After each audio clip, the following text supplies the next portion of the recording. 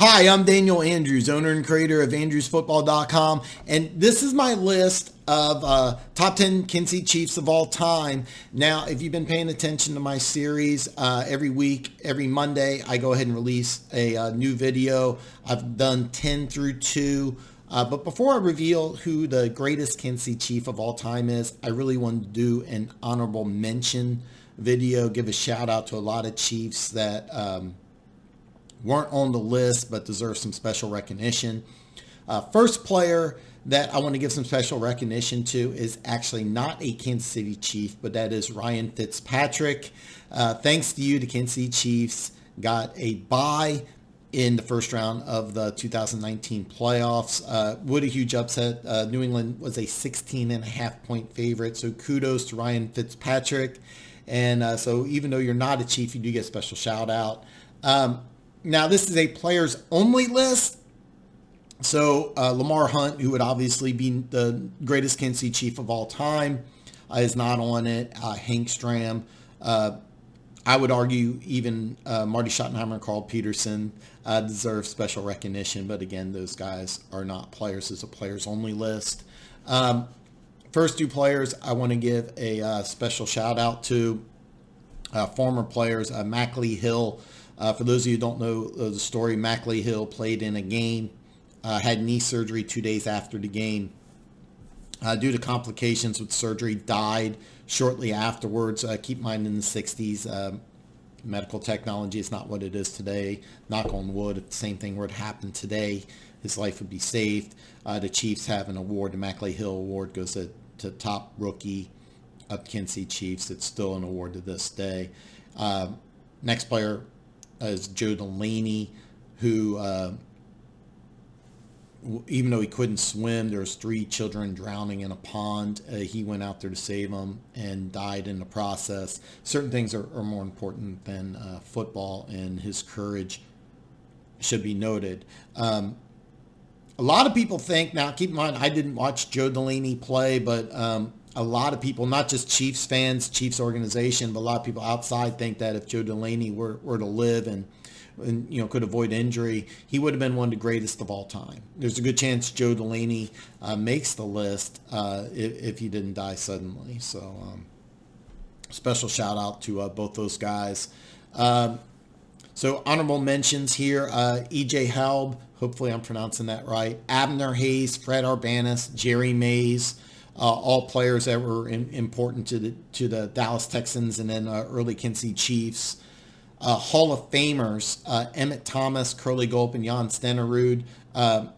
Curly Gulp did not make the list. Now, half of his career was outside of Kansas City. If he would spend his whole career in Kansas City, definitely makes the list.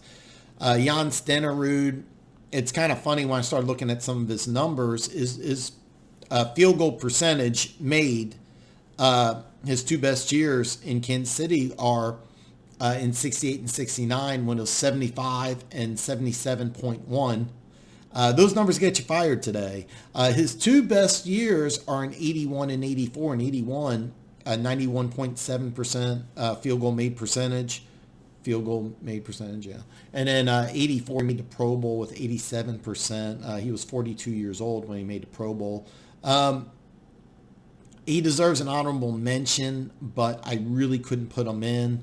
Now, when I first started this list, I did have Emmett Thomas on the list, and that's really my hardest admission. I toyed around with a way to put him on, but ultimately, I chose Otis Taylor over Emmett Thomas. That was a really, really, really hard admission, but Emmett Thomas deserves complete special recognition. I mean, he is a Hall of Fame defensive back. One of the all-time great defensive backs in history of the NFL, not just history of the Chiefs. So it was really hard leaving him off. Jack Rudney. I actually went to high school with Wendy, his daughter. Sweet girl. I mean, we weren't friends. We didn't date anything like that. But she was just extremely, extremely nice. Very, very nice girl. Also, he deserves special consideration for his play. But mainly giving him a shout out because his daughter was really nice. Ed Podolak, Jim Lynch, definitely deserving of honorable mentions. Art Still, Nick Lowry, who might actually end up in the Hall of Fame someday. Henry Marshall came to my school in 5th grade, singled me out. It's kind of a long, goofy story, but I met Henry Marshall, and he was really cool to me, so he gets mentioned on my list. Carlos Carson had some great seasons with the Kansas City Chiefs, and unfortunately wasn't able to make the list. Secondary players, Jerron Cherry, really, really good safety, very good football player. Lloyd Burris had some Pro Bowl years with the Kansas City Chiefs. Albert Lewis, who I think will make the Pro Football Hall of Fame someday. Of course, he had several years with the Oakland Raiders. Kevin Ross, another player who had several years outside. He had a couple years with the Chargers. Still a really good coach. Both these guys are really good players, but I will pound the table on Albert Lewis deserving to be in the Pro Football Hall of Fame. I think he will be someday. I went to Bill Moss football camp, and it's kind of a cool story, but there's supposed to be like a $5 deposit, and my mom just forgot the $5, and Bill Moss came. It was Bill Moss, and anyway, he's like, yeah, Dad, forget it. Let him get settled in. So the lady was a complete you-know-what to both me and my mom, and anyway, special shout out to Bill Moss. I saw him years later, and he was at a bar. I thought about approaching him, but you ever just see somebody who just doesn't look like he didn't want to be disturbed? He had that look, so I passed it up. But always fond memory of Bill Moss. John Alt, very, very underrated player. Cristiano Khoya, one of my favorite Chiefs of all time. If his career was longer, good chance he would make the list. And of course, Neil Smith. I know that Chiefs fans feel a little bitter that he went to Denver and won a couple Super Bowls, and Broncos fans and players will all tell you that Neil Smith was very important to the Broncos winning those Super Bowls. Really, really hard to leave Neil Smith off the list. It was very difficult to do so, but he definitely deserves some special recognition. Dave Zott. Dave Zott actually should make the list. The only issue is that he didn't play his whole career in Kansas City. I believe it's cerebral palsy. His son is handicapped, and forgive me if I don't know the exact condition, but he requested a trade to one of the New York franchises so that the doctors in New York could take care of his son. But one of the greatest players of all time, one of the greatest players in the National Football League. If he spent his whole career in Kansas City, he would definitely be on the list. Tim Grunhart, I love listening to this guy on the radios. Of course, big radio personality, really cool guy to listen to. I think he still coaches football, high school football also. I met Dan Savaliamua once, really awesome guy. Gets a shout out because he was awesome to me. Dale Carter, very, very talented player, had some great years here in Kansas City. Joe Montana and Marcus Allen. Now here's the deal. Both these guys made their careers with other organizations than Kansas City, but they do get special mention here on my list. Had some great moments as Kansas City Chiefs. James Hasty, one of my favorite players, probably the most underrated player on this list. A guy I can argue should be in the Pro Football Hall of Fame, but I don't think he'll make it. Only had 2 Pro Bowls. Andre Reed called him the greatest corner he ever played against. That big honor. Kimball Anders, again, a very underrated player. Really good football player. I don't think people realize how good Kimball Anders was. Jerome Woods, unfortunately, spent the last couple years in Kansas City with some really bad defenses, but was a really good player for about a dozen years. Donnie Edwards, if he spent his whole career in Kansas City, probably would be on this list. Probably one. If I had to name top 10 underrated Chiefs of all time, Donnie Edwards would probably be in the top 3. Really good football player. Tony Richardson, one of the greatest fullbacks in the history of football, not just the Kansas City Chiefs. Really hard to admit Tony Richardson, another guy I met in person, super cool guy. One thing, a lot of people mention Priest Holmes belongs on my list. I always argue this, that every time Priest Holmes stepped on the football field, he was never the best player on that offense. The best player on that offense was Willie Roaf.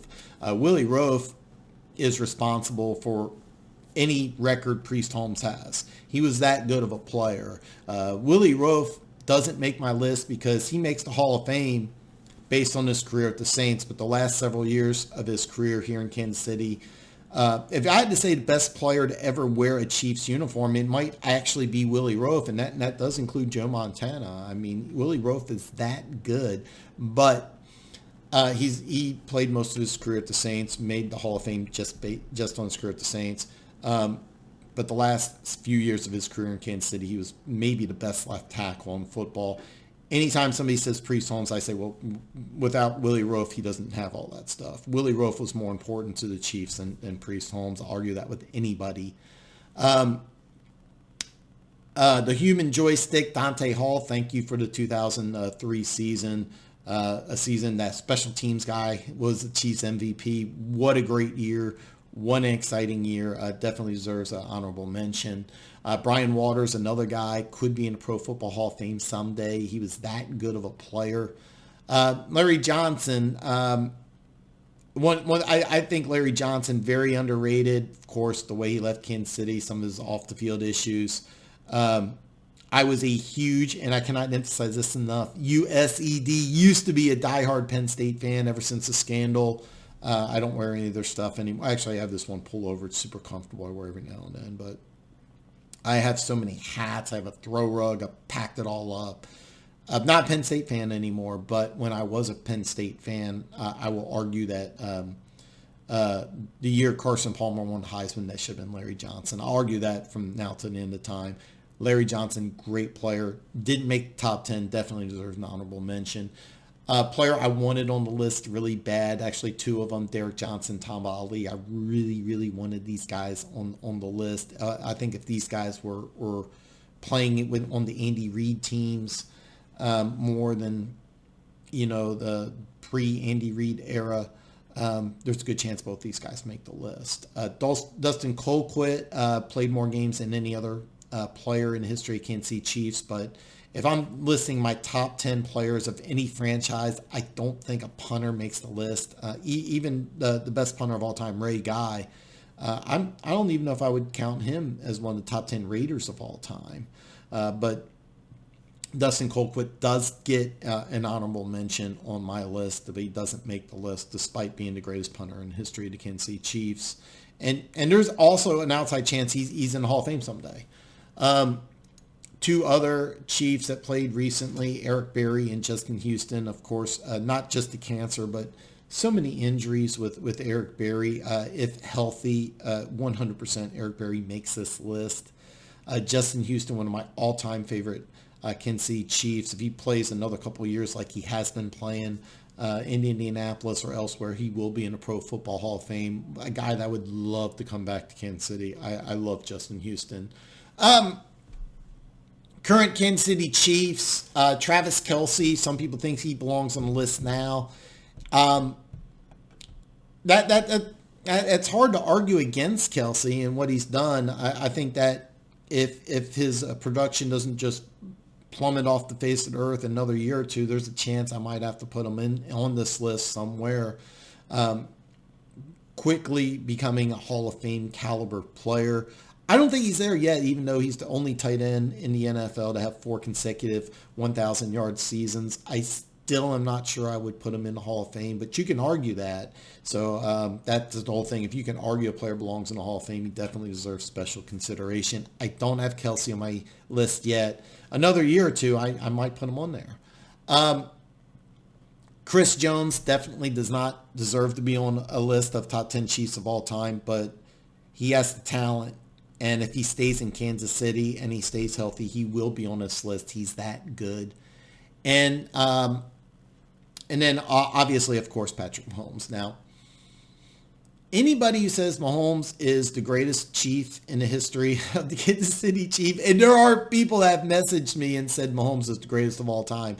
I would love if you subscribe to this channel, but if you think Patrick Mahomes is the greatest Chief in the history of the Kansas City Chiefs, I will just kind of chuckle at you and just it's way too. If Patrick Mahomes wins a Super Bowl, wins MVP, or throws like 700 yards in the Super Bowl, I still wouldn't have him on the list. It's just too soon. He's not one of the greatest Chiefs of all time, but he looks like he will be.